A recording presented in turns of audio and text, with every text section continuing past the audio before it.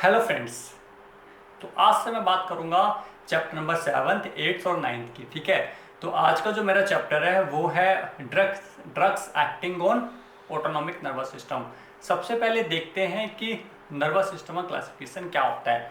जैसे आपको पता भी होगा, जो नर्वस सिस्टम है वो 2 पार्ट्स में डिवाइडेड है, central nervous system and peripheral nervous system. जो पेरिफेरल नर्वस सिस्टम है वो अगेन 2 पार्ट्स में डिवाइडेड होता है, autonomic nervous system and somatic nervous system. हमारा चैप्टर जो है वो ऑटोनॉमिक नर्वस सिस्टम है। ठीक है, तो autonomic nervous system again 2 parts में डिवाइडेड होता है, सिंपैथेटिक एंड पैरासिम्पैथेटिक। यहाँ पे ऑटोनॉमिक का मतलब होता है सेल्फ रेगुलेटिंग ऑर्गन्स। ठीक है, तो यहाँ पर हम ऐसी ड्रग्स की बात करेंगे जो सेल्फ रेगुलेटिंग ऑर्गन्स पे एक्ट करती है। ठीक है, तो सिंपैथेटिक में, ठीक है, सिंपैथेटिक में जो न्यूरोट्रांसमीटर है वो है एसिटाइलकोलिन, और इस वाले में जो आपका न्यूरोट्रांसमीटर है वो है एड्रेनलिन। तो कहीं ना कहीं हमारी ड्रग्स इन्हीं के चारों ओर घूमती हुई नजर आएंगी।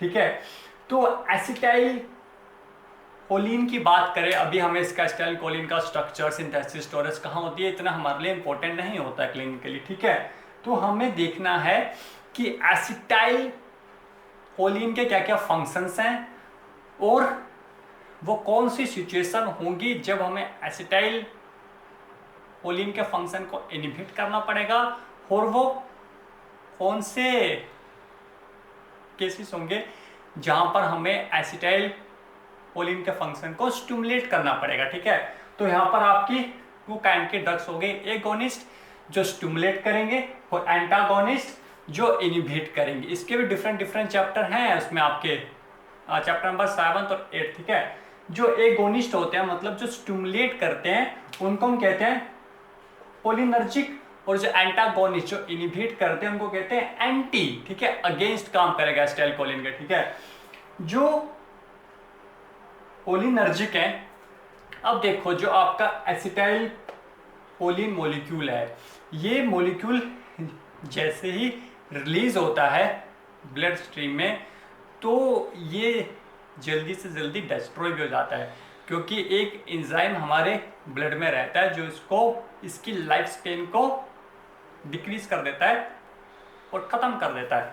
उस एंजाइम का नाम होता है कोलिन स्ट्रेज। ये यहाँ पे एंटी हटा दो तो उस एंजाइम का नाम है कोलिन स्ट्रेज। तो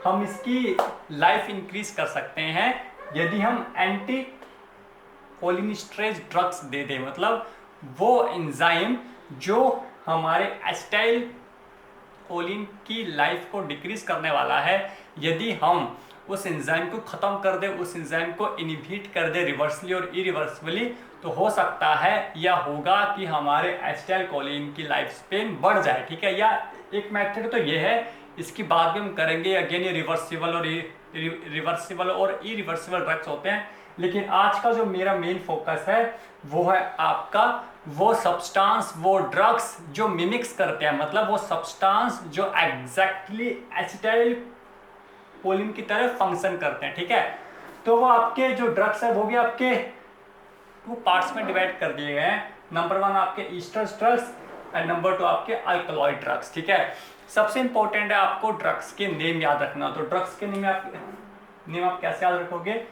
मेरी चाहत अब मेरे पास आई, क्योंकि लॉकडाउन का सीजन चल रहा है, सबकी चाहत उनके पास आ ही जाएगी। ठीक है, मेरी चाहत अब मेरे पास आई।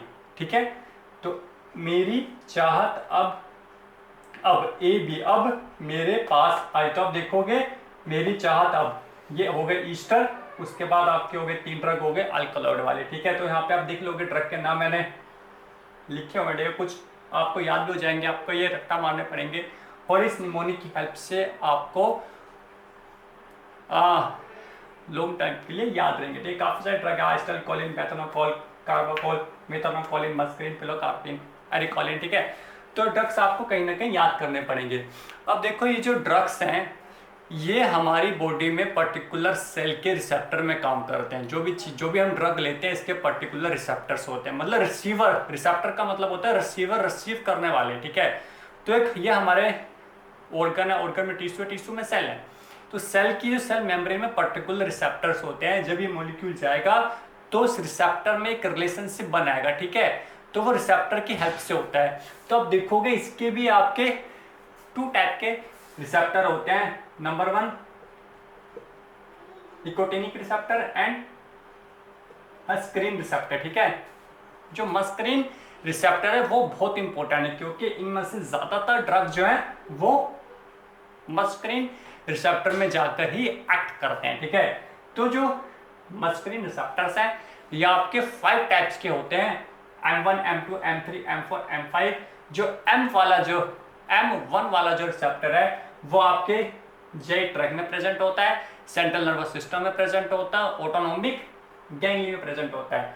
और मैं M2 रिसेप्टर की बात करूं तो M2 रिसेप्टर आपका हार्ट में प्रेजेंट होता है, और स्मूथ मसल्स आपकी मतलब है ब्लड वेसल्स हो गया या डिफरेंट ऑर्गन हो गए जो स्मूथ मसल से बने, ठीक है। और जो M3 है ये स्पेशली स्मूथ मसल्स में ही होता है, ठीक है।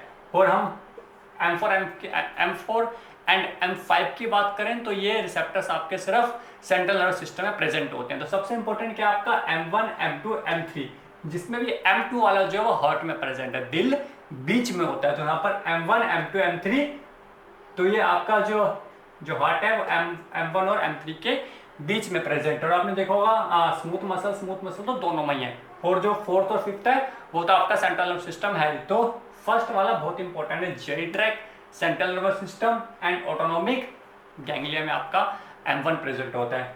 निकोटिनिक की बात करें ये भी आपके 2 टाइप के हैं, M एंड N। जो M वाला है ये आपका न्यूरोमस्कुलर जंक्शन में प्रेजेंट होता है, और जो आपका N वाला है ये एड्रिनल मेडुला में प्रेजेंट होता है, और ऑटोनोमिक गैंग्लिया में प्रेजेंट होता है, और सेंट्रल नर्वस सिस्टम में प्रेजेंट होता है।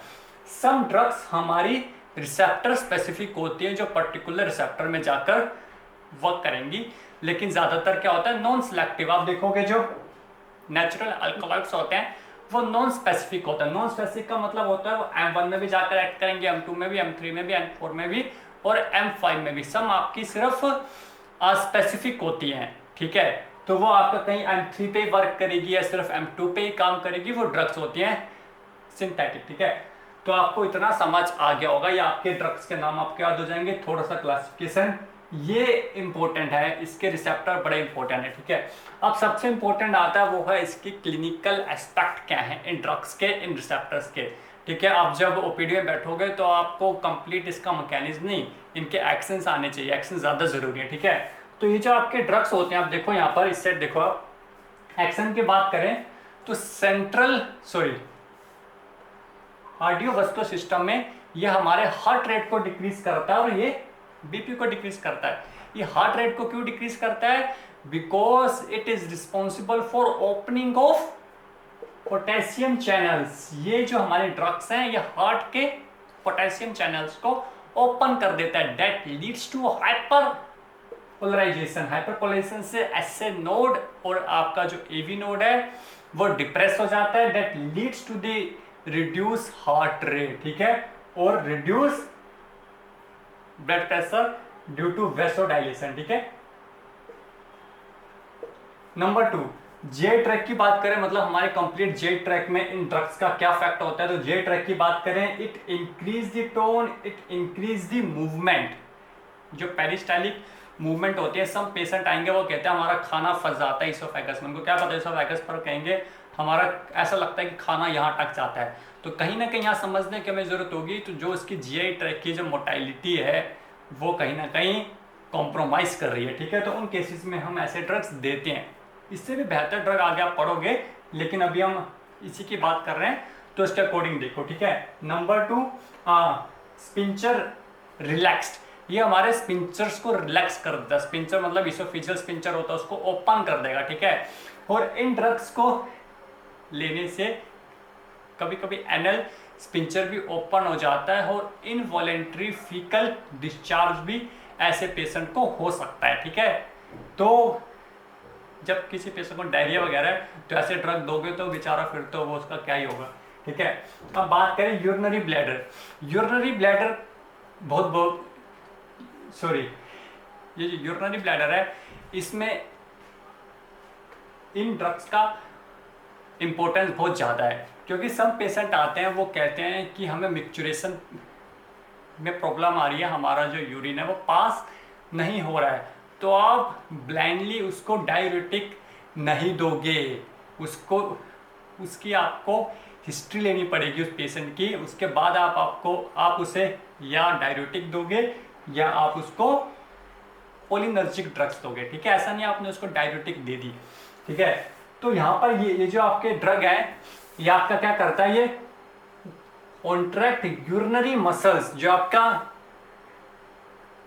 आपकी यूरिनरी ब्लैडर की जो मसल्स होती है उसको कॉन्ट्रैक्ट कर देता है और ट्राइगोनल स्पिंचर को रिलैक्स कर देता है। उससे क्या होता है, जो यूरिन है वो आसानी से बाहर आ जाता है। इसका मतलब था कि यूरिनरी ब्लैडर में यूरिन स्टोर था, ठीक है, हमें उसको बाहर निकालना था, ठीक है। इफ कोई ऑब्स्ट्रक्शन नहीं है तो हमें इसको बाहर निकालना था, हमने निकाल दिया। तो कभी कभी पेशेंट ऐसे आते हैं जिनको और कोई प्रॉब्लम नहीं होती और कोई ऑब्स्ट्रक्शन नहीं होते, सिर्फ इसी की प्रॉब्लम होती है, उनकी मसल्स रिलैक्स नहीं हो पाती और उनका जो ट्राइकोनल स्पिंचर है सॉरी अपोजिट बोल दिया, उनका जो यूरिनरी ब्लैडर मसल्स हैं वो कॉन्स्ट्रिक्ट नहीं हो पाती और जो ट्राइकोनल स्पिंचर रिलैक्स नहीं हो पाता, उसकी वजह से उनका यूरिनरी ब्लैडर फुल हो जाता है और उनको सीवियर पेन होता है, ठीक है। तो इस केस में आप उनको कौन सी ड्रग दोगे, कोलिनर्जिक ड्रग्स दोगे। अब बात करें ब्रोंकियल स्मूथ मसल्स की, मतलब रेस्पिरेटरी सिस्टम की बात करें, तो रेस्पिरेटरी सिस्टम के जो डिसऑर्डर्स होते हैं उनमें हमें कोलिनर्जिक ड्रग्स नहीं देनी चाहिए। स्पेशली अस्थमैटिक पेशेंट्स को तो बिल्कुल भी ये ड्रग्स नहीं देनी चाहिए, अवॉइड करने चाहिए 101%। अदरवाइज ये जो ड्रग्स हैं ये कॉन्स्ट्रिक्शन कर देती हैं, ठीक है, उससे ब्रोंकियल अस्थमा ज़्यादा हो सकता है और उसकी डेथ भी हो सकती है। तो उस केस में आपको अस्थमा के केस में या रेस्पिरेटरी डिसऑर्डर्स के केस में आपको कोलिनर्जिक ड्रग्स नहीं देनी है, ठीक है। अब बात करें सिक्रीटरी ग्लैंड्स की, सम पेशेंट आते हैं वो कहते हैं हमारा मुंह सूख जाता है, आंखें सूखी सूखी रहती हैं, मुंह में सलाइवा नहीं आता, ठीक है। तो उस केस में हम ऐसी ड्रग्स देते हैं, जो जॉर्गन सिंड्रोम है उस केस में हम ऐसे मेडिसिन देते हैं। इसका क्या रोल होता है, सिक्रीटरी ग्लैंड्स में इट इंक्रीज द सिक्रीशंस, ठीक है, ये सिक्रीशन को इंक्रीज करता है, ठीक है। लेकिन इनका एक साइड इफेक्ट है, it's leads to severe dyspnoea, ठीक है, इससे सांस की प्रॉब्लम भी हो जाती है कभी कभी। बिकॉज क्या होता है कि इसका जो रोल, मैंने आपको कहा कि रेस्पिरेटरी सिस्टम से रिलेटेड यदि उस पेशेंट को प्रॉब्लम है तो आपको ये मेडिसिन नहीं देनी है। हो सकता है कि उसके रेस्पिरेटरी सिस्टम में ज़्यादा म्यूकस रिलीज हो जाए, उस म्यूकस की वजह से उसको डिस्पेनिया भी हो सकता है, ठीक है। तो रेस्पिरेटरी हिस्ट्री लेना बड़ी ज़रूरी है in case of this kind of drug. आई की बात करें तो आई के लिए ये ड्रग बहुत ही ज़्यादा इंपॉर्टेंट है। आई की बात करें तो it very very helpful in the drainage of aqueous humour, जो एक्वस ह्यूमर इकट्ठा हो जाता है जिसकी वजह से इंट्राओकुलर प्रेशर इंक्रीज हो जाता है, उसको डिक्रीज करता है आपका ये वाले ड्रग्स, ठीक है। और मियोसिस मतलब ये हमारा जो प्यूपिल होती है इसको कॉन्स्ट्रिक्ट कर देता है, ठीक है। इसके दो इंपॉर्टेंट फंक्शन है। सबसे इंपॉर्टेंट फंक्शन है drainage of aqueous humour that decrease intraocular pressure, ठीक है। मतलब इसका यूज कहाँ पे हो सकता है, ग्लाइकोमा के केस में इस मेडिसिन का यूज हो सकता है, ठीक है। अब बात करें न्यूरोमस्कुलर जंक्शन, तो वहां पर क्या करता है, कॉन्ट्रैक्शन। एक बीमारी आपको बताऊंगा मैं, मिस्थेनिया ग्रेविस, जहां पर इन ड्रग्स को दिया जाता है। खास तौर पर ये एंटी कोलिनिस्ट्रेज ड्रग्स को उस केस में जो मिस्थेनिया ग्रेविस वाले पेशेंट्स होते हैं उस केस में हम उसे एंटी कोलिनिस्ट्रेज ड्रग देते हैं, क्योंकि उसकी बॉडी में कहीं ना कहीं ACH जो आपका एसिटाइल कोलिन सब्सटेंस है ये ठीक से वर्क नहीं करता है या इसकी लाइफ स्पेन कम हो जाती है, मल्टीपल फैक्टर है, ठीक है। तो अब बताऊंगा कि जब इसकी बात करूंगा मैं, ठीक है, अलग से। अभी आपने देख लिया क्लासिफिकेशन, आपने देख लिया, आपको इस चैप्टर का आपका ओवरव्यू मिल जाएगा। ड्रग्स मैंने आपको याद करने की तरीका बता दिया, मेरे चाहा तब मेरे पास आई। इसके बाद आपको मैंने इसके रिसेप्टर्स बता दिए, 2 टाइप के रिसेप्टर, इनके एक्शन बता दिए।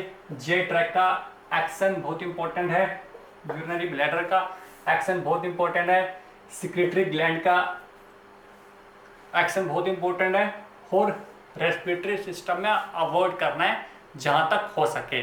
नेक्स्ट लेक्चर में आपको मैं बताऊंगा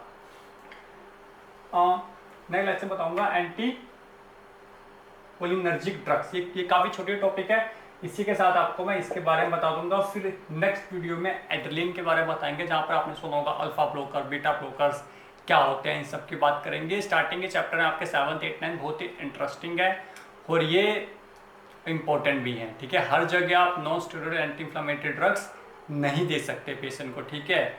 अब मान के चलो कोई पेशेंट आपके पास यूरिनरी ब्लैडर का ये पेन लेकर आता है और आप उसको NSAID थोड़ी ना दे दोगे, ठीक है। तो आप उसका ट्रीटमेंट करोगे इन ऐसी ड्रग्स की हेल्प से, ठीक है। Thank you.